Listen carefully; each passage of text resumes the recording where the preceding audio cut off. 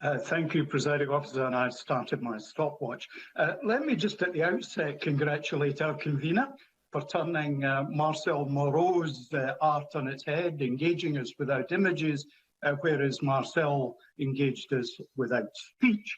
But more critically, let me, like others, affirm the importance of the arts. It takes many forms, it achieves many things, it can help us cope, it educates us, illuminates truth, it creates joy, creates sorrow, and it can even reveal who we are and change who we are. My spouse is particularly keen on the last one there. She has this view that I am one of the least artistic, least cultural people she knows. She welcomes my very recent elevation to the committee. Now, my personal art is photography. I take wonderful photographs. Who knows? You might agree. Meanwhile, those havens of art, theatres, museums, music halls, are in the current environment, as we've been hearing, basically unable to operate. Now, clearly that's the right decision in the face of our health crisis, but we need to recognise that art maintains a crucial role in creating community, in creating shared experience. So how are we going to deal with the pandemic without art? The psychological challenge we now face might be healed by artistic re-emergence after this sad history is over.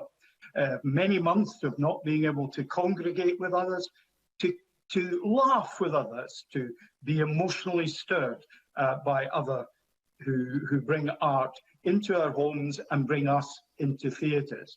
It will continue to have an important role in getting us through all this. It can play a key part in healing that common sorrow we've felt through the loss of friends and loved ones and simply being out of contact with our many friends. More important sometimes than we realise until we experience that loss. It would be a grave mistake to allow arts and the people who create arts for us to wither on the vine. So we need to make sure, for one thing, that we have measurements that enable us to justify some of the things we're going to have to do. I specifically like to agree with the committee's recommendation that we should establish a cultural observatory, draw together the data that are there to measure the spread and impact of public funding of the arts across Scotland. If we're going to achieve progress and success, we need to be able to measure it, but not measure it to exclude particular parts from the system, because we want risk to be taken and some things not to do as well as we might hope they would. But if we don't know the baselines, we don't know when we've departed from them. So I support the recommendation that the committee has made that the culture spend is disaggregated and provided separately, away from simply from tourism. That would help us all understand at all levels of public life what we're spending and enable us to make a proper assessment of what's going on. We can look abroad. I'm wearing my Democrat outfit today. Everything's blue apart from the poppy.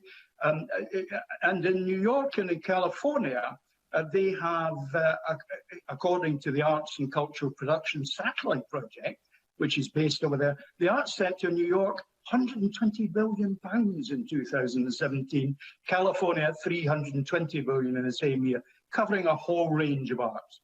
As a recent member of the committee, I congratulate my predecessors on their efforts, to which I made absolutely no contribution, but they were worthy efforts, worthy of this debate. Thank you very much, Presiding Officer.